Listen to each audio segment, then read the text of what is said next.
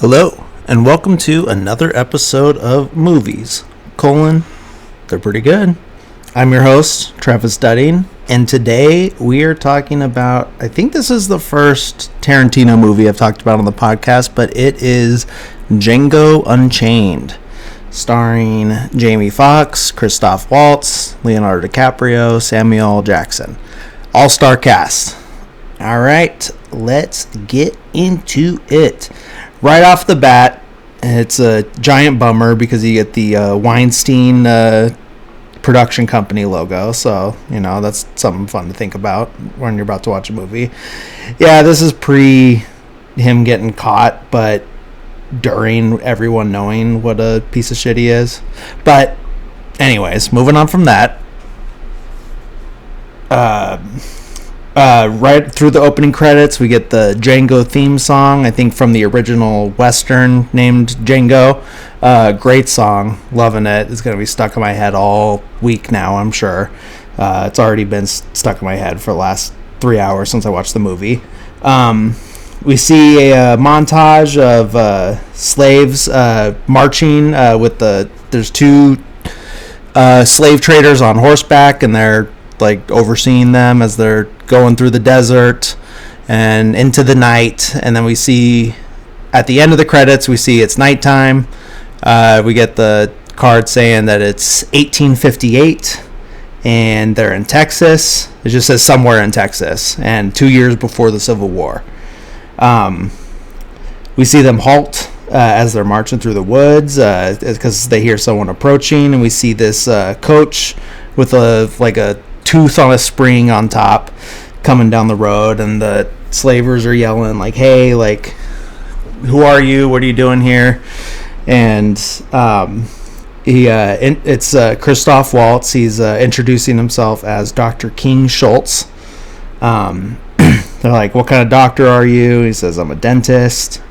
And he's looking for the Speck brothers, and they're like, oh, who's asking? And stuff like that. And then they're like, oh, he's like asking, like, okay, where'd you guys come from? You came from a slave auction in I think it was Greenville. And they're like, yeah, like what, like why, like what do you want to know? And he's like, did you purchase as one of the slaves you purchased a former resident of the Carucan plantation? And then someone speaks up and says, I'm from there. And so Schultz goes to the back, and then we see Django for the first time, played by Jamie Foxx. And so he starts asking him questions. He says, do you know the Brittle brothers? And he's like, yeah, I know them. And it's like, if you saw them, would you be able to identify them? And he's like, yeah, like I know what they look like. I know who they are. So then the slavers aren't liking the fact that he's talking to them too much and stuff like that. They're like, you can't be talking to him. And it's like I'm just trying to conduct business, and like that's all. And then they're pointing a gun at him, and then he asks, like, are you pointing that weapon with lethal intent? And then he cocks the rifle, and then that's when Christoph Waltz pulls out some guns out of his sleeve and shoots one guy in the head. We see big blood shoot out and everything like that. It's Tarantino, so the blood is over the top, but it's so over the top that it's like aesthetically pleasing, if that makes sense. Like, it's so fake that it's almost artistic, if that makes sense. I don't know. Maybe I'm just weird. But yeah, he's one guy's head gets blown off. He shoots the other guy's horse, and the horse falls on the guy and breaks his leg. So he's laying there on the ground screaming, and he's like, "Oh, hello, you shot my brother," and stuff like that. So then he's just like nonchalantly asking, it's like, okay, like how much for the young man Django? And he goes and gets money and like puts the money in the guy's pocket while he's laying on the ground with the dead horse crushing his legs. And he's like, oh, sorry for shooting your horse, but your brother pulled his gun and was acting in self-defense. As he's going to unlock Django from the chains, just like the title. And it's funny. There's a funny scene where he hands one of the other guys his rifle. He's like, "Oh, can you hold this for me?" And he's looking like, "Why are you handing me your rifle? I'm a slave. Like, what are you doing?" Like, he's just so surprised. Like, so after that, then he's quote bought Django at this point, and he's going over to the guy, and he's like, "Oh, thanks for your business," and then just getting him on the carriage. Django's taking the horse of the guy whose head exploded, and as he's driving away, as the two of them are driving away, he's talking to the other slaves. He's like, "Hey, the way I see it, you guys have two choices. You can either carry that slave trader back to the nearest city, which is about a 20-hour journey, and get him to a doctor and then get punished or sold or whatever, or you could just leave him here or kill him or whatever, it's up to you." And he's like, you could leave him and go travel to a more enlightened part of the country, where there isn't slavery. And so like as they're driving away, we see they're gathering around the guy on the ground. They've unlocked themselves, and he's like trying to bargain with them, and he's like, "Oh, like, didn't I give you my last apple?" So, trying to pretend like he's been nice to them, and then they shoot him right there. We see another big blood fountain, and and then moving on from there, that was a nice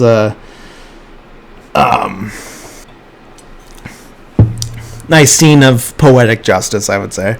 And so next scene, it's daylight. They're pulling into town. Schultz is in the wagon, and Django's on a horse, and they're pulling into Daughtry, Texas. And everyone's staring at Django, and just like they can't believe that he's just there riding on a horse, like a free man, basically. And Schultz is from Germany. He has a German accent and everything. That's where Christoph Waltz is from anyway. And so he's still not fully accustomed to how things are in the South in America. Like, he knows, but he doesn't fully know. And there's going to be more on that later. But he's like, "Hey, like, why is everyone staring?" And he's like, "Oh, they've never seen a..." So they obviously say, because it's a movie that takes place in slave times, they do say the N-word quite a bit. So for quoting purposes, just for the flow, I'm just going to say the word fella in place, just because it kind of has the same amount of syllables. And just for quoting purposes, I'm not trying to, get away with saying it or anything like that. It's just for purposes of getting exact quotes from the film. So that's all. So they're like, oh, they're staring because they've never seen a fella on a horse before. And you even hear one of the townsfolk say it, the exact quote, like right before. So they're all staring at him. Get a couple random cameos. Russ and Amber Tamblyn, father-daughter actors. So they pull up to the inn. They get inside, and they're like, "Hey, can we and my partner get a round of beers?" And he's like, "Oh," the innkeeper, he's up fixing a lamp, and he hasn't seen them walk in. And so he's like, "Oh, we don't open for a couple minutes, but you can make yourself comfortable. And then he turns around and sees Django with them, and he's like freaks out. Is like, what are you doing in here? Typical Southern slave people, dumbass people. So he like freaks out, and you see him like running out of the inn, and then Schultz comes out the door. He's like, "Oh, innkeeper, like, make sure you bring the sheriff, not the marshal." But he just keeps running, and so they're sitting there at the table drinking their beer, because Schultz goes behind the counter and like serves them himself, and they're sitting there drinking. I like this part because Django takes a sip, and then you could tell that he's either never had beer or it's like just been a very, very long time, which is understandable. So it's just, I like that scene. It's just a very subtle look that he gives, and it's just good acting on Jamie Foxx's part. That's all. And they're sitting there talking, kind of getting to know each other a little bit.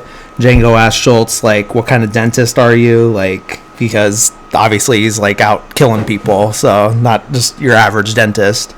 And he's like, oh, I haven't practiced dentistry in 5 years. I've moved on to a different profession, and I'm a bounty hunter. So he's just asking like what a bounty hunter is, and just a couple questions just to fill in the blanks and everything, and get to know like what exactly Schultz does. And so he's then Schultz is asking Django, like, hey, like, I despise slavery, but it happened to give me a good opportunity with you, because you being a slave, and you know who these people are that I'm looking for, and I don't know what they look like, so I can use you to get me to them, and if you help me find them, then I will not only free you, but I'll pay you a portion of the bounty for these 3 men. And he's like, okay, like, all right, like, that sounds fair. The sheriff finally gets there. He walks in, he's like telling him to get out into the street and everything, and so they go out onto the porch, I guess, of the establishment, and the sheriff's there, and he's like, no one's gonna, like, you come into my town, and like, I forget the character's name, but he says his own name. Let me see if I can find it real quick. Oh yeah, it's he's like anyone comes into Bill Sharp's town, and as soon as he says his own name, Schultz just does his like little trick with the gun up his sleeve and shoots him right in the chest, and down he goes, and the townsfolk are freaking out. They all run screaming and everything, and he just casually goes back into the inn with Django, and they're hanging out, and then we see the marshal. Then he like turns to the innkeeper. He's like, now you can get the marshal. And so he goes, innkeeper goes to get the marshal. He comes back, and he's like telling everybody, like, I want like gunmen on the roof of this building, and then, basically they're gonna have like the entire inn surrounded by gunmen just to take these guys out. But Schultz is not worried about this at all, and so he finally gets there and has them surrounded. He has them come out without any of their weapons or anything. So he does. He takes all his weapons off. He gets the wanted ad, the warrant and everything, and takes it out there, and it's like, I have in my hand a warrant for that man. He was saying his name is Bill Sharp. His name's actually this other thing, and he's wanted for murder, and he showed up here 2 years, and all that stuff checked out. So so he gives this whole speech and everything about how like he's wanted, and I'm a bounty hunter, and if any of you tries to shoot me, it's against the law. And he'll use that again later. And then he's like, so, the marshal, it seems that you owe me $200. And so they get their money, they get out of there. They're stopped at camping for the night and getting to know each other a little more again. Schultz asks Django, it's like, okay, so like what are you going to do after the job is done, like once you're free and everything. And he's like, oh, I want to find my wife. And he's like, it's like, oh, like I didn't know like slaves believed in marriage and this stuff. Just asking questions. And he's like, oh yeah, like we were married, but we got caught running away, and then they sold us separately. And then we see the flashback of that.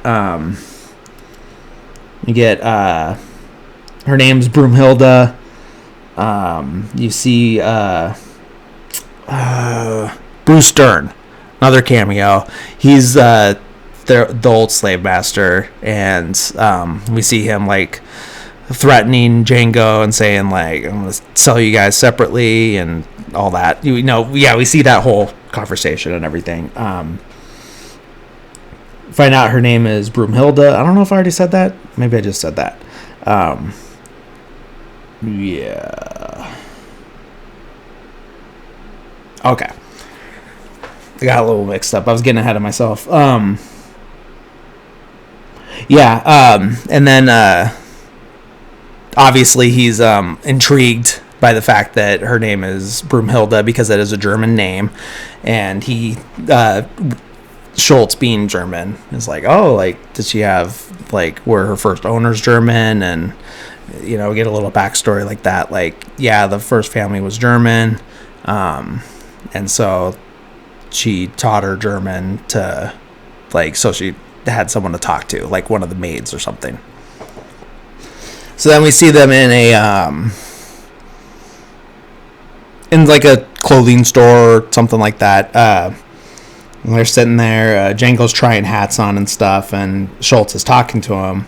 They're in Tennessee, by the way, at this point. And Schultz is telling him like, hey, like, so you're going to be playing a character, basically, and like you're going to be my valet, just a fancy word for helper, servant, whatever. And he's like, oh, like, and as part of like your thing, like you get to choose your character's outfit.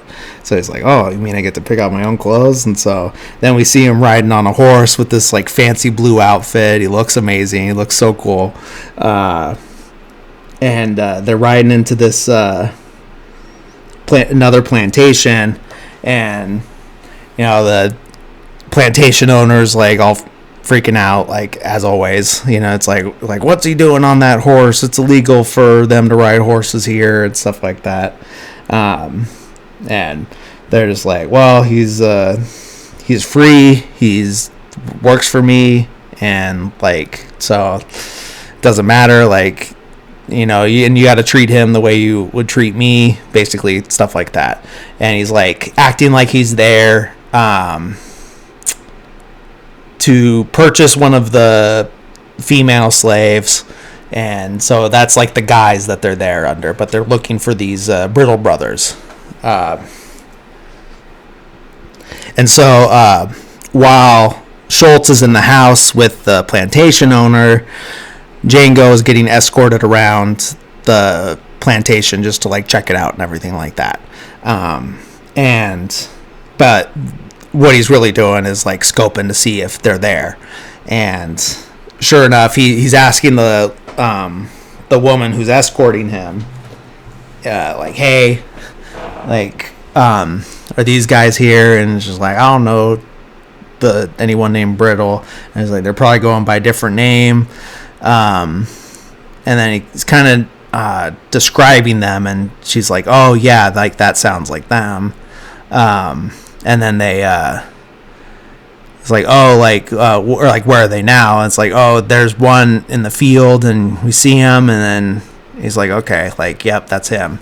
And then like, well, where's the other guys? And like, she's saying that, oh, they're whipping somebody because they broke the eggs. I think Jody is the name. And so he's like, oh, they're like whipping her right now, like, and so he's like, okay, like I gotta get over there. And so he's going over there. We see one of the Brittle brothers. We see the as he's like getting ready to whip somebody, we see a flashback of when he was whipping Django, and so it's like, okay, it's personal for him. And then we see it cuts back to present, and we see he's played by, I forget the name of this Brittle brother, but played by MC Gainey. He was in Lost. He's been in a couple other things. But an interesting thing about this character, he's like quoting scripture, and he's got like Bible pages like attached to his clothes and stuff like that. And so it's kind of like it's an on the nose metaphor for like people using the Bible as protection for doing evil things. Like they're doing evil things in the name of their religion, and without like basically just like using their own interpretation to get whatever they want out of it and use it for evil. It happens with most religions. So it's there. It's interesting. I thought it was a good metaphor. I liked it. Thought it was good imagery and everything. And right when he's about to crack the whip on her, Django comes out, and he's got his guns up his sleeves and shoots him right there, right through one of the pages, and we see it, the blood coming out, and he's down in one shot. And the other guy, the other brother that's there, he's like all bumbling and fumbling with the gun and everything, trying to get it out, and that gives Django plenty of time to pick up the whip and start whipping him. And so we get a little like payback there. So he's like just whipping the shit out of him, and he's there screaming on the ground, and it's causing a commotion. And then finally he just goes and shoots him a couple times, and just keeps like shooting him in the chest a bunch of times till like everybody else shows up. And of course the plantation owner is on his way, but he's not quite there yet. Schultz gets there first. He like jumps off the horse, and he's got a rifle and everything, and he's like, it's like, who is that? And it's like, that's like gives the name of the two Brittle brothers that are dead. And you're like, okay, where's the other one? Ellis. And he's like, oh, he's out there in the field. And he's like, are you sure that's him? And he's like, I'm sure. Or like positive, or I forget if it's positive. Oh, he uses another word, like, are you positive? And he's like, I don't know. He's like, you don't know if you're positive? He's like, I don't know what positive means. It might not be positive, but it's another word. He's like, well, what does it mean? It's like, it means you're sure. He's like, yeah, I'm sure. I'm positive. And then he shoots him, like snipes him from across the field. And then we get probably my favorite blood-related frame of any movie, and that's where he gets shot out in the cotton field, and you see the blood splatter on the cotton. And it's, yeah, like I said, probably my favorite blood-related movie shot ever, as of now. All right, so then, of course, the plantation owner gets there, and he's, like, freaking out. And, he gives the same speech, like, you can't, like, we're bounty hunters. If any of you shoots at us or tries to hurt us, you'll be hung, by the neck till dead, because we're working for the government and everything. So basically, like, you can't hurt us. So they pack up the bodies and go. Then we get like a shot of, like he's unscrewing like a little lid on the back of the tooth that's like above the coach, and he pulls out like a big like stack of money, but then he like replaces it with dynamite. And you're like, okay, what's going on? But we don't know who is doing it. We just see a hand doing it. We don't know whose hand. And so then we see some guys up on a hill, and it's one of them is the plantation owner, and we got Jonah Hill cameo, and they're like scoping out the Django and Schultz's camp. They can see the carriage and everything, and they're up on a hill, and they're like, all right, we're gonna go down there and get them, like kill them and stuff like that. So it turns out all these guys are, like, they don't say that they're clan members, but they are. Like, they're wearing white hoods and everything. They're not the pointy ones, but maybe they're not. Like, maybe it's just supposed to be general racist people, but either way, they're doing the same stuff. You know, they're riding around with their white hoods and everything. But it's like, it's funny because they make them, like, totally stupid, because they are. And there's like a funny scene where they're like arguing about like the eye hole placement, like, I can't see fucking shit in this thing, you know, and then they're all getting mad about the hoods, and then it's like, well, who the hell made these? And it's like, my wife made them, she spent all day on these. That he gets all sad and leaves and everything like that. It's like, no one's saying like that Jenny didn't do her, like we're thankful for Jenny or whatever, but you know, and then they're just arguing about whether they're going to use the hoods or not. They finally do like go down into the camp and everything, and they're like surrounding the carriage and everything, and they're like, oh, like pull them out, they're hiding under the carriage, so pull out the guy out from the inside, and they're like, they're not here. And then right when they're like saying that they're not here, we see Schultz and Django up on the hill with the rifle pointed, and then he shoots at the tooth, which blows up with the dynamite, and the whole thing blows up. They all get like blasted away and everything. And then Big Daddy, he's the plantation owner, I forgot to say that was his name, and he's like getting away, but then Schultz is like, all right, you like, I'll give you the honors to Django, and hands him the rifle, and he's like, he's getting away. He's like, nah, I got him. And he does like shoot him, and we get a cool shot where we just see the horse's legs, we hear the gunshot, and then we see the body fall off. So yeah, that was a fun scene. Then we see them sitting at camp again. Schultz is telling a story that Broomhilda, the name, comes from a German folk tale, basically, or fairy tale, about this princess who disobeyed her father. She gets put up on a mountain, guarded by a dragon and a ring of hellfire and stuff, and then a brave hero comes to save her, Siegfried, and that he just like, he's not afraid, so he goes to find her. He's not afraid of the dragon, so he stops the dragon, and like he'll do anything for her so the hellfire doesn't hurt him, and basically like that. And it's just kind of not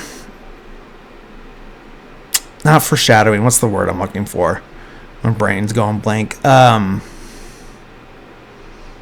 Just kind of mirroring, like you could see the parallels of this story and Django and Broomhilda. Like, so it's obvious and everything, and then they're like showing it right there. And then he has another proposition for Django. He's like, all right, how about you work with me as like my partner, and I'll give you a third of the bounties. You work with me through the winter, and once the snow melts, then we go down to Greenville in Mississippi and try to find her. As long as you like work with me through the winter. And he agrees. He's like, okay, like let's do it. And so then we see a cool like montage of them in the winter. They're riding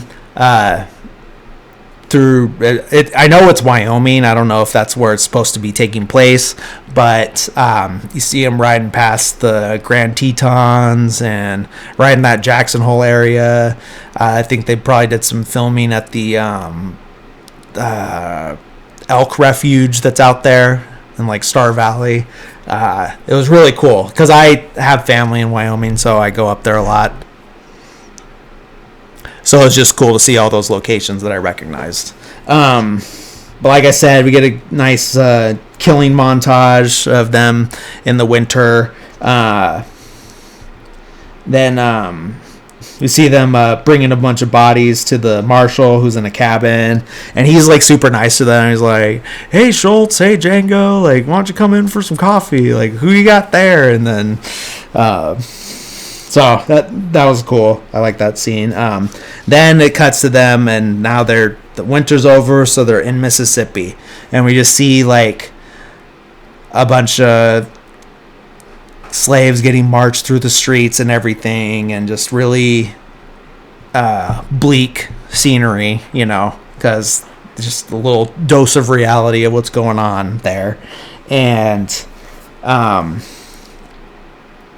so then they find out that she was sold to Calvin Candy, whose plantation is known as Candyland. And basically, instead of just going... Like, they need, like, a reason to be meeting with him, because you can't just be like, hey, let me buy this one specific slave from you. They need like another reason to go there and then like work her into the deal, basically. So the guys that they're going there under is that they're looking for men to fight in. I don't know if like that, like if this is a bad term, so I'm just going to use it the one time, but mandingo fighting, basically. And so they're just like big, strong men to fight each other to the death, pretty much. Just like basically slavery age gladiators, basically. So that's what they're going there for. So they go to meet him. And basically it's like, so he's telling Django, like, you gotta have another character. Basically, in order to get in with this person, you gotta be acting like you're black slaver, basically. And Django's just talking about a black slaver is the lowest of the low. Just like they're worse than anybody, worse than like the head house fella and stuff like that. So he's like, Schultz is just telling him, is like, okay, like that's like, yeah, do that, like play into that, like be the worst, because if we need this to be convincing and we need to do everything we can to get Broomhilda, so this is what you got to do, So he's like, all right, like let's do it. So they show up to this place called the Cleopatra Club. They go inside. We see it's like a bunch of people. So it's like white and black people like intermingling, but it's kind of hard to tell the dynamic of everybody. Like, is this just like, oh, like you guys worked your way up, so you get to be here? I mean, obviously they're still not treated completely like people and stuff like that. It's no like, oh, like we're gonna treat them nice. They always like to say that, like you'll see that a lot. It's like, oh, like my family had slaves, but they were treated nice. And it's like, well, one, you don't know that because that was 200 years ago, and two, like it's not like they were there by choice. So it's like, how nice could it possibly be? So they get to the room where Calvin is, and we get the iconic shot, like a quick zoom into Leonardo DiCaprio as Calvin Candy, because as soon as they walk in, he's asking like, oh, so what makes you the expert on this and everything like that, and he's like, what? Like, because he's just getting straight to business. And I forget, and Django says something that like impresses him, and so he turns around and like kind of smiles and nods with his like long cigarette holder and everything. And it's that very, I'm sure you've seen the GIF before, if you haven't seen the movie, like what scene I'm talking about. Just very iconic, like zoom right into him. And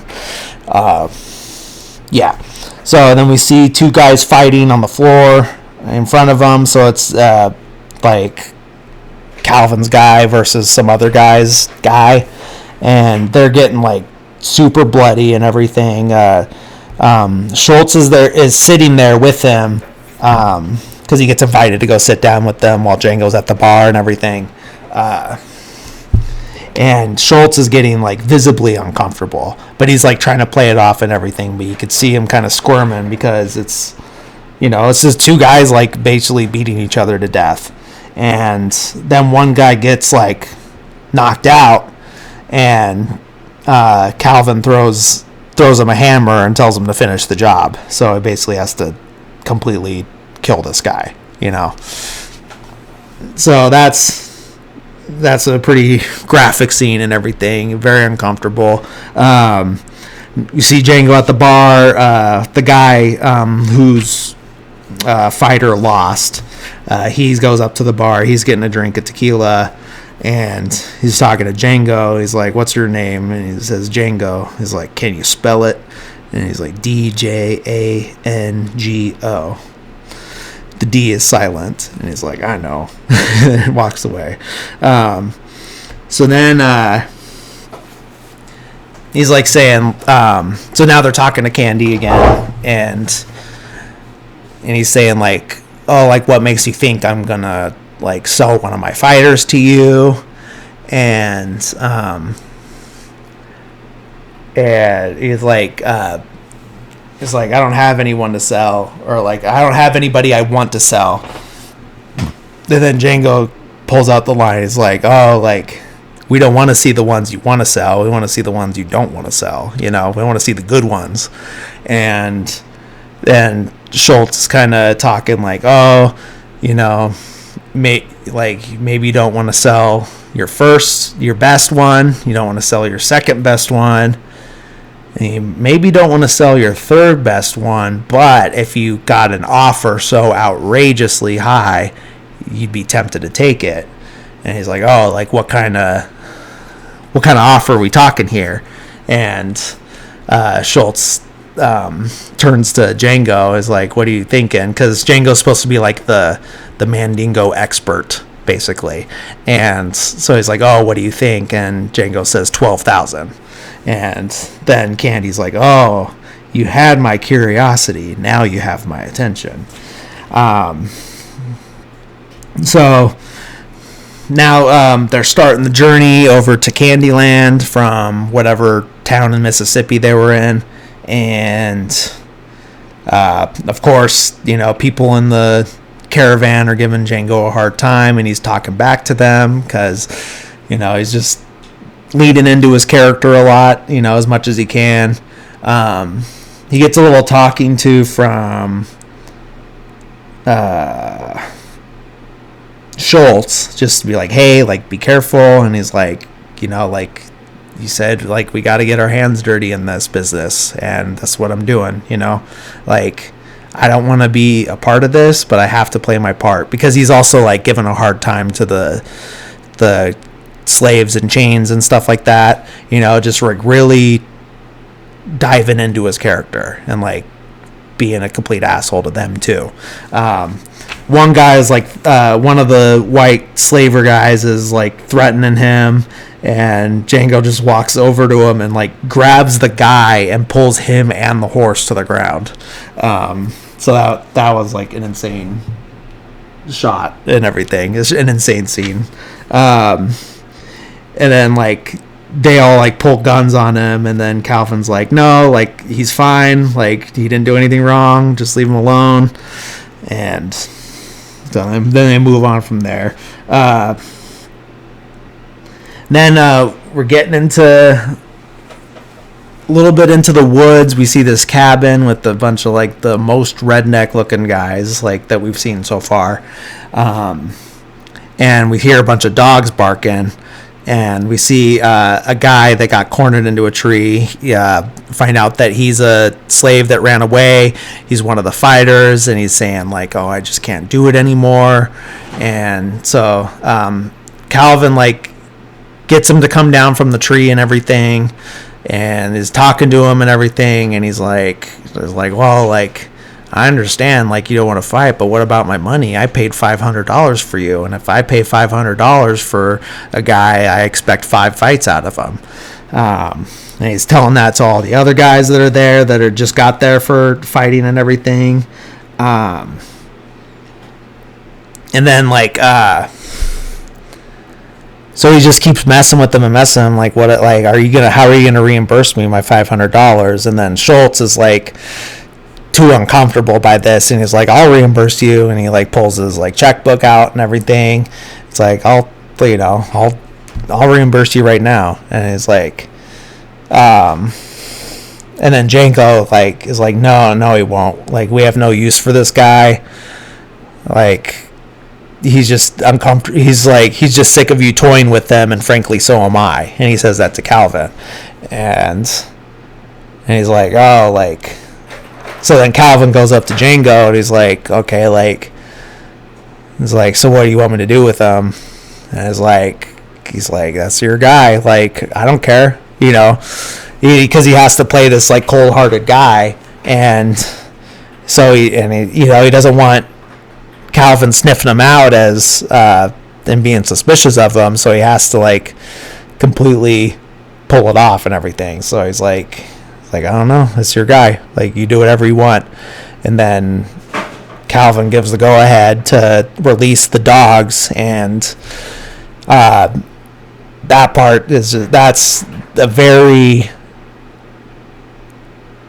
disturbing scene, because the dogs are just tearing the guy apart. You don't see too much of it in this instance.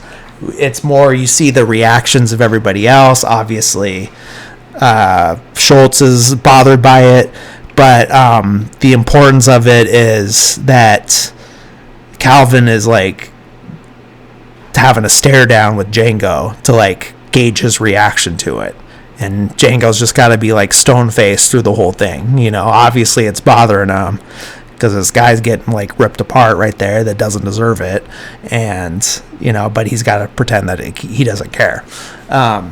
But it works, like, and everything. He pulls it off. Then they arrive at Candyland, finally.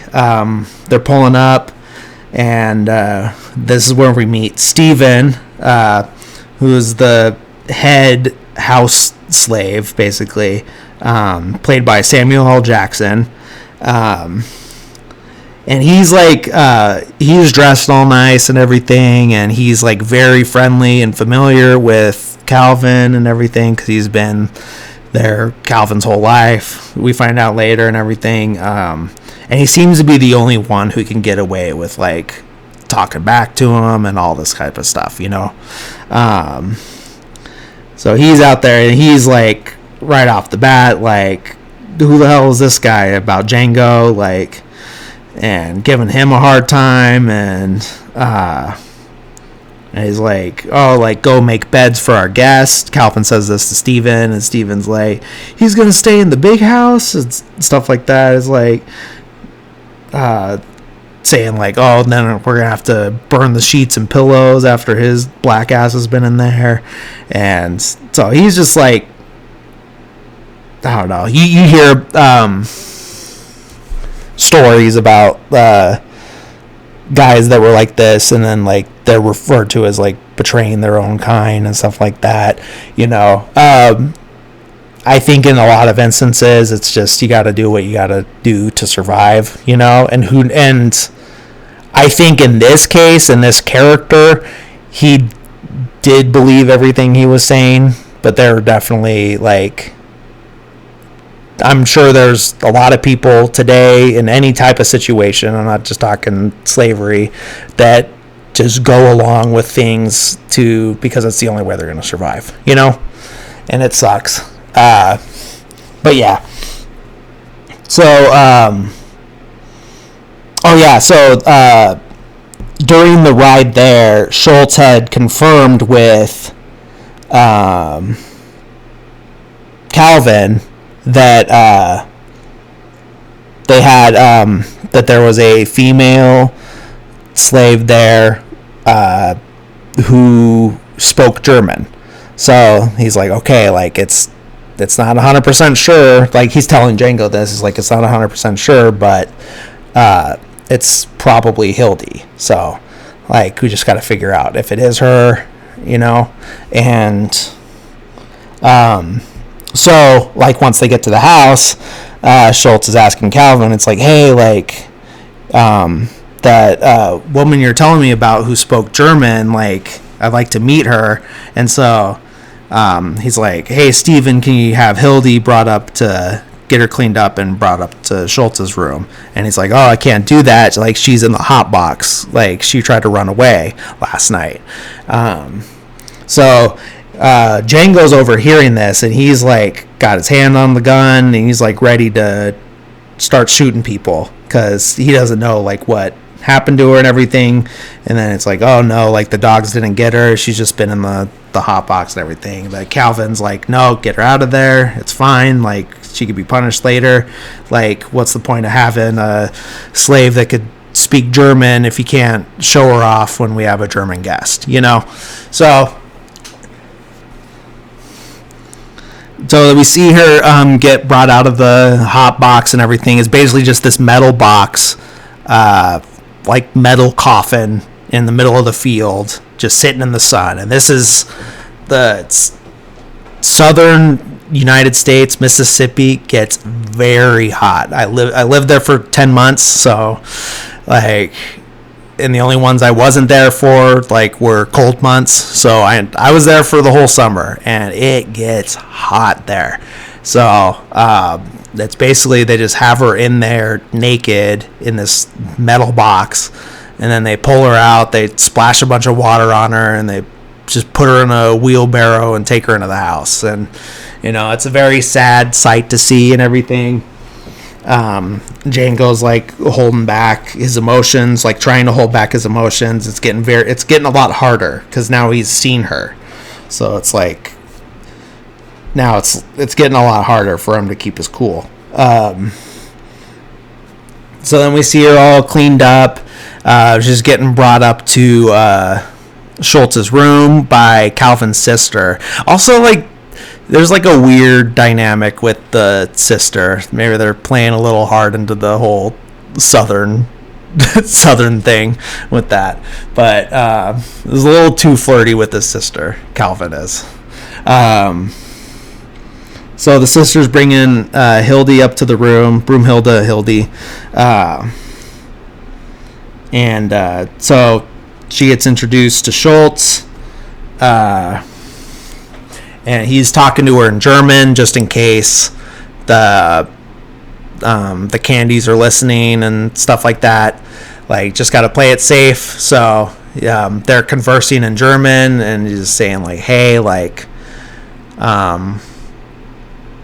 just trying to like drop some hints and everything, but also like keep her calm and everything, and just do like, okay, like we have a mutual friend who has done a lot to be here, and we've come here to rescue you and everything. And she's like, first she's like, I don't have any friends. I'm like, oh, he's like, oh, yes, you do.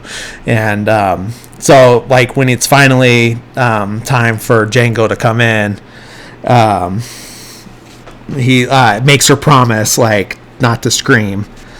And then like he finally opens the door, and you see him standing there all heroic in the doorway, and she faints immediately, just like, oh, like spills the glass of water she's holding and just faints to the floor. Yeah. And then so then we see everybody at dinner. Hildy's one of the maids that it's like serving the dinner and everything. So they're they're all in the same room. But she kind of smiles at Django, and he makes a face at her at some point, and Steven clocks this. And so he's on to them at this point. And but he's not 100% sure yet. So he's like, oh, like, basically gets,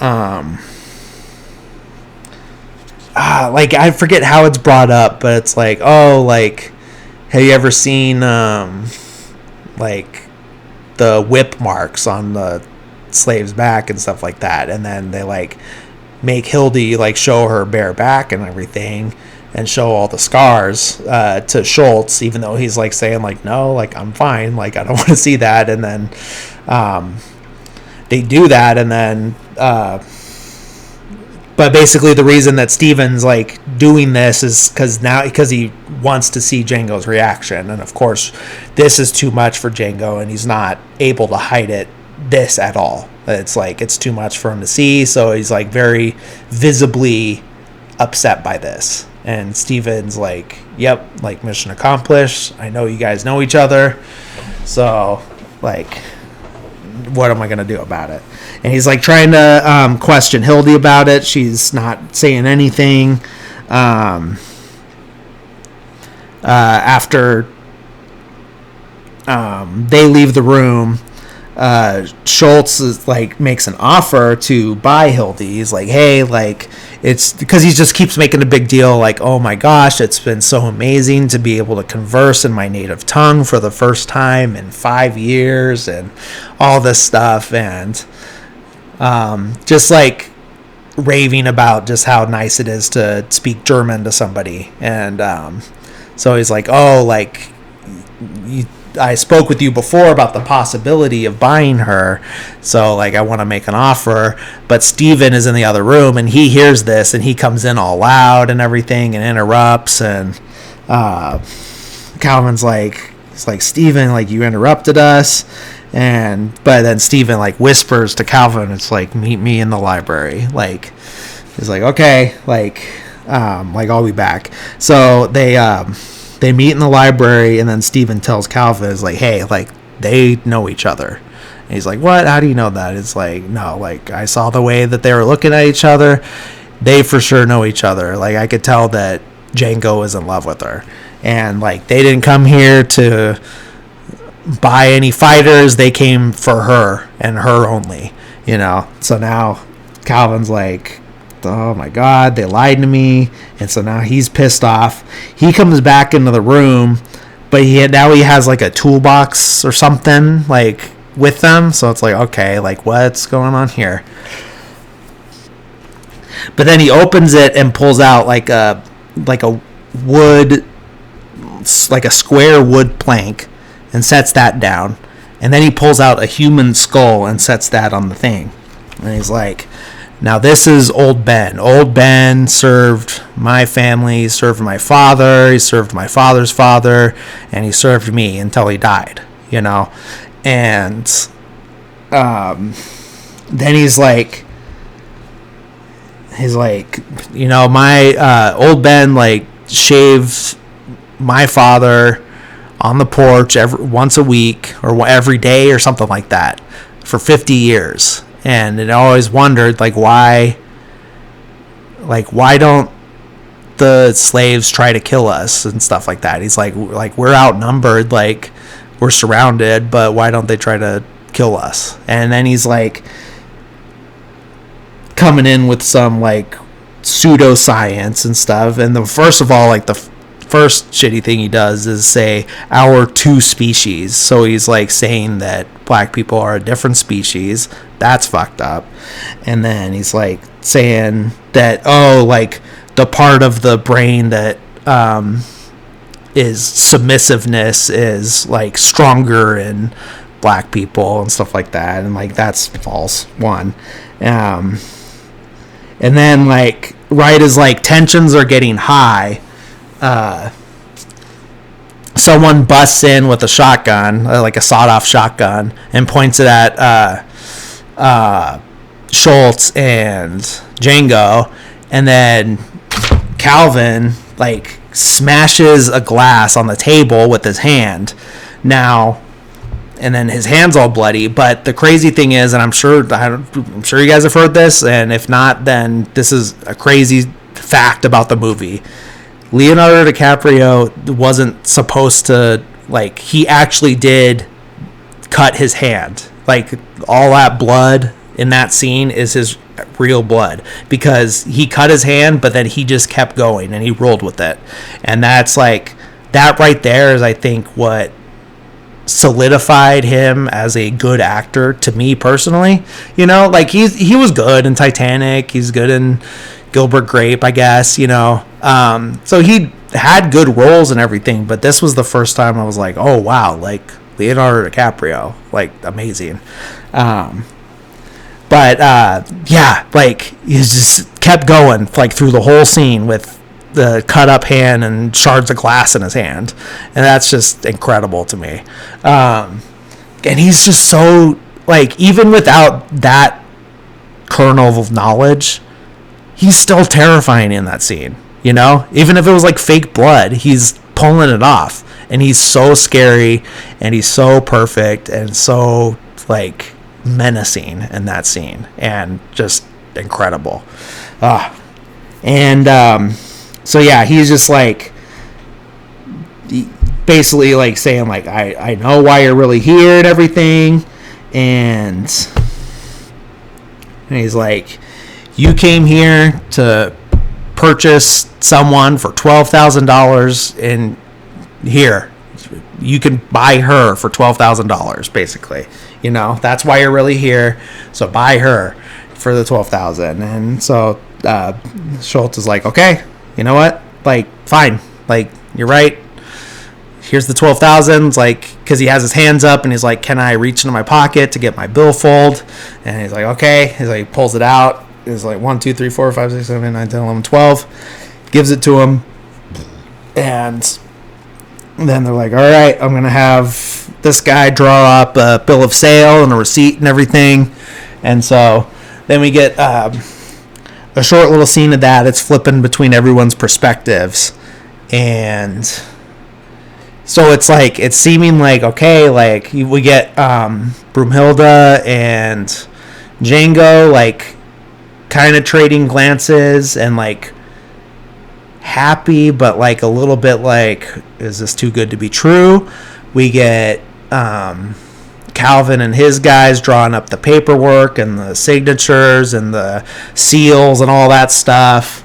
And then we get Schultz is sitting in one of the armchairs, and he's like very contemplative. He's like contemplating that whatever the word is for contemplative. Yeah, there we go. It's very contemplative look on his face. And then he's we see that he's getting like flashbacks of the guy getting ripped apart by the dogs. And this is where we actually get to see a little bit of that violence and gore. And I think it does, like,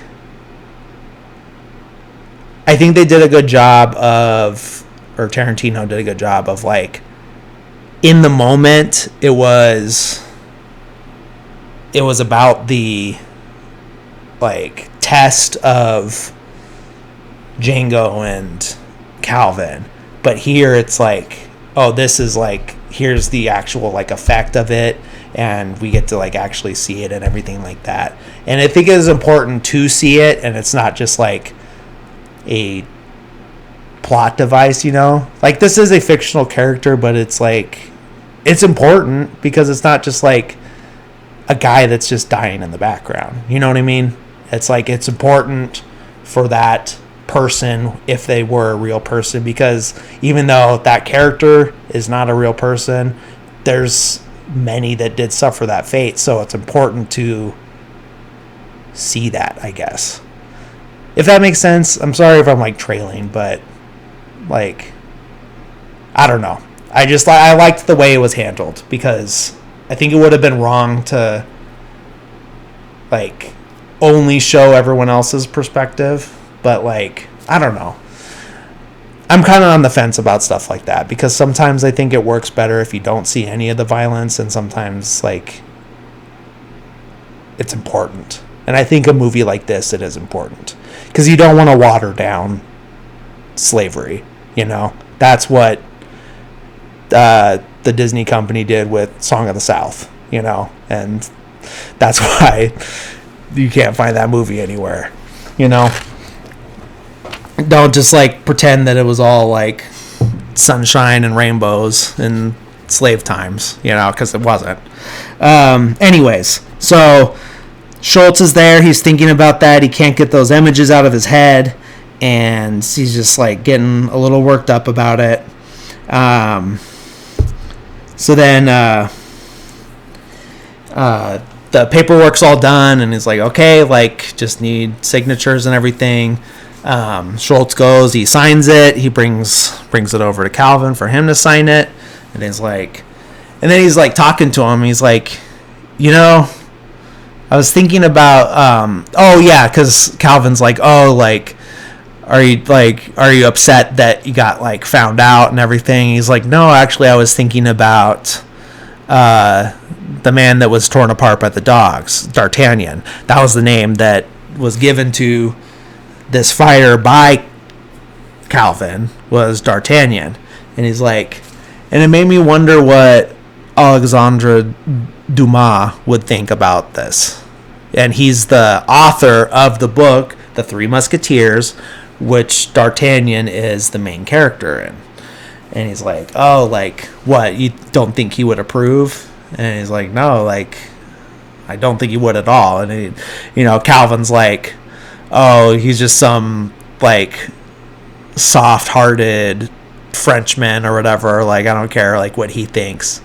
And it's just, and then Calvin's like, you know, this author that you admire enough to name one of your slaves after one of the characters is a black man.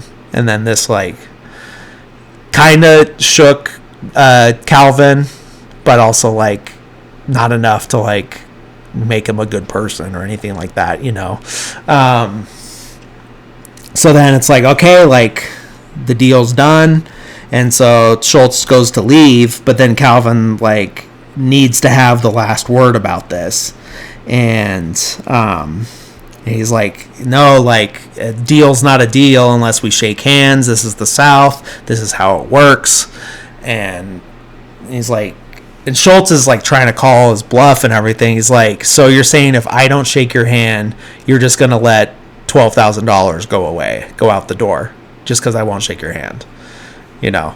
And so he's like, all right, you know. So he finally is like, oh, yeah, and then, like, to make it the threat more real, Calvin says to one of his guys, and it's like, if he tries to leave without shaking my hand, you blow her head off, you know, about Broomhilda. And so it's like, okay, like, all right.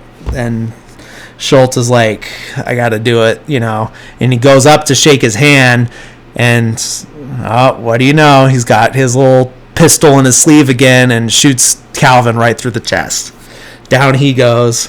Steven starts screaming. He's like, Calvin, no! And so this is where we find out that, like, Steven did care about Calvin. So he wasn't just, like, putting on an act and everything like that. So I think that's, like, an unexpected layer to the character, because I think the whole time, the first time I was watching, I'm like, okay, is he just, like, putting on an act? But if he was, then he wouldn't have to call out Django. He could have just let that slide, you know? He didn't have to tell Calvin about that. So I guess it wasn't too much of a surprise, but I was still holding out a little hope for Samuel L. Jackson that he was a good guy. But nope, he's not. So yeah, then Schultz is like, I couldn't, like, he said, turns to Django, he says, sorry, I couldn't resist. And then he gets shot. He gets blown away. Then this whole big shootout happens. All these guys coming in, blood spraying all over the wall, just like constant shooting, boom, boom, boom, boom, boom. Then after like a good couple minutes of the shootout, Steven stops the shooting, and he's like, hold your fire, but no one's doing it. He's like, stop shooting, because they're just dumb rednecks, so they don't know what hold your fire means. And so they finally stop shooting, and then he's like, he has Hildy hostage, and he tells Django, he's like, you got to give it up, and you got to leave, otherwise I'm going to kill her right here, right now. So she's trying to tell him, like, no, just, like, let me go. Like, it's fine. But he can't do it. He's like, no, like, okay, fine. Like, I give up. So then we see him, he's out in a barn hanging upside down. He's naked. Then we get... I forget the character's name, but it's Walton Goggins' character. He's in there, like, grabs him by the junk. He's got this, like, hot blade that's been, like, sitting in the fire, and he's about to, like, castrate him, basically, or cut his testicles off at least. And, like, right at the last second, Steven comes in. It's like, oh, don't do that, like, Miss Laura wants to sell him to the LeQuint Dickey mining company. And so basically, like, yeah, saved at the last moment and everything. So he, like, lets go of his penis and walks out the door all sad because he doesn't get to cut it off. So then Steven's talking to him, and he's like, yeah, like, they wanted to kill you, but I'm like, no, like, killing you wouldn't be as bad as what those guys that we send to the LeQuint Dickey mining company. And he's just basically saying, like, these are some bad guys, and, like, you're gonna work till you're dead, basically, like, it's basically like a fate worse than death is what he's trying to, like, portray it as. But yeah, he gets sold to them. We see the wagon train. They got one guy up front. We see there's a guy driving the carriage that has a cage, and then you got three guys in the back. But Django is walking. He's tied to a rope, tied to a guy on a horse. We see director cameo. Got Quentin Tarantino as one of these guys. He's putting on a Australian accent for some reason. And so then we see them, they've stopped and to eat and take a break and everything. And then Django starts talking to the one played by Tarantino, and he's like, hey, like, basically telling him, like, no, like, I'm not a slave. I was a bounty hunter, and you guys are, like, you guys had an $11,000 fortune right there, and you didn't, like, and you missed it. Like, you guys could be rich if you just, like, let me go. I'll take you there. You got these guys, because he still has the handbill from another guy that they already killed. Like, him and Schultz had already killed. So he's like, hey, like, I got it right in my pocket. Like, if you let me get it out of my pocket, like, I'll show you. And then he has the handbill with the wanted poster and everything. And they're all, like, talking to each other, like, okay, like, this is legit. Like, I think this guy's telling the truth. Like, maybe we should go back, like, so we could be rich and everything. And so he convinces them to, like, cut his ropes and everything. And then they're like, all right, like, let's get going. It's like, oh, like, you're driving the carriage, like, why don't you give him your gun? And so the one guy hands Django the gun and holster, and he doesn't even take it out of the holster, and shoots all three of them, like, right then and there. And Tarantino is carrying a bag of dynamite, and so he blows up when he gets shot. And then we just see Django coming out of the smoke, all badass and everything. And the guys in the cage are like, oh, like what's going on? Like, and they vouch for him, the slaves in the back, because they're still not sure if Django's legit. So they're like, they go and question the slaves, like, hey, like, this guy, did he ride into the plantation yesterday? Was he on horseback or was he with you guys? And he's like, no, he was on horseback. Like, that guy's not a slave. And like, okay, like, they're bounty hunters. So he got vouched by them. He lets them out of the cage and everything and takes off back to the plantation, back to Candyland. We see him at the cabin where, like, the guy with the dogs is. And there's all these other, although, like, super redneck people in that cabin. They're all, like, sitting around playing cards, taking a bath and all that stuff. Django kicks the door in, kills all of them, like, right then and there, like it's nothing. Then we see him we see Hildy in her bed, and she's crying. Then we see a shadow go across the window, and she sees it too, but she's facing away from the door. So all she hears is the footsteps. She sees the shadow. She closes her eyes. Door kicks in, and then we see Django's silhouette on from the moonlight coming in, and then he's just like, he just says, "It's me, baby," and she turns around, and it's Django, and they hug. They're reunited. They kiss. Django goes to the barn where he was hanging upside down. He gets all his stuff back. He sees Schultz's body in there. He tells him Auf Wiedersehen, and gets all the paperwork that says that he's free. It says that Brumhilda's free, the bill of sale, all that stuff. He gets all the paperwork that he's going to need in the future, and gets some guns, everything. And so, says his goodbye, gets his closure with Schultz.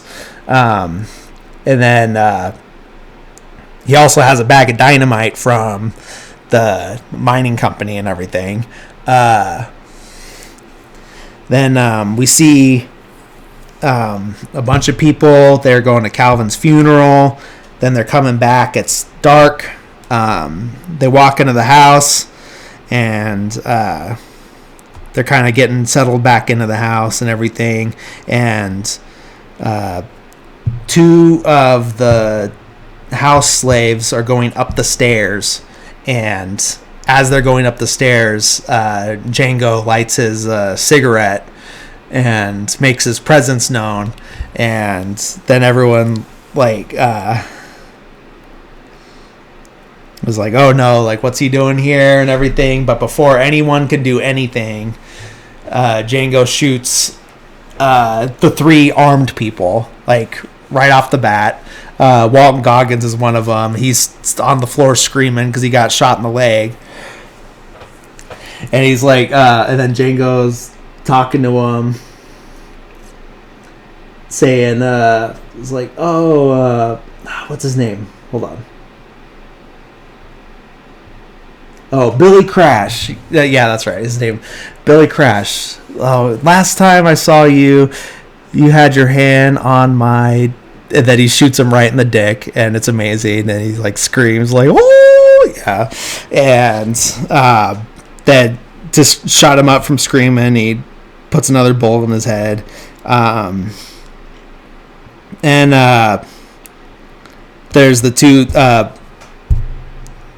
two women on the stairs that are also the slaves, and he's like, oh, he's like, Cora, say goodbye to Miss Laura.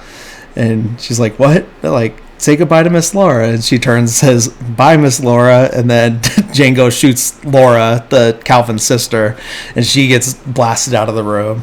And then he tells them to leave. And he's like, all black folk can leave right now. And then Steven starts to go towards the door. He's like, not you, Steven. And so he's got to stay there. But then Steven's standing there. Then he drops his cane. So this whole, like, old man, like, hunched over and walking with a cane was all an act, apparently. And so he stands up straight, and he's like, has a little more confidence, and he's like, now I counted I counted 6 shots, like, so you're out of bullets. And then Django pulls out another gun. He's like, oh, I got 2 guns. And then he's like, I bet you've seen a lot of slaves come through here, like, and you've seen a lot of punishments. Like, you ever seen anybody get kneecapped? And then he shoots him in the knee. And so Steven's there screaming. And then so he just, like, keeps talking to him and everything, and Steven's yelling at him, and he's like, you're never going to get away with this. You're going to get caught. You're going to get hung. And Django's like, yeah, don't care, and leaves. And then we see, as he's walking out the door, he lights a fuse, and we see the fuse going along the wall, and there's a big bundle of dynamite up in the corner. He goes outside.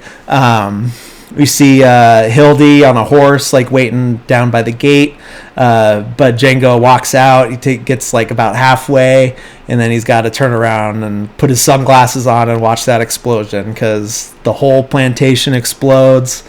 We get to see. I like the shot of Hildy covering her, or plugging her ears before the explosion. I think that's a good shot. And then after the explosion, we see Django turn around to look at Hildy, and he does the same type of smile that Calvin did, like, when we first introduced to him. So I think that was a good parallel right there. But yeah, and they then that's it. They ride off into the moonlight, and that's the end of the movie.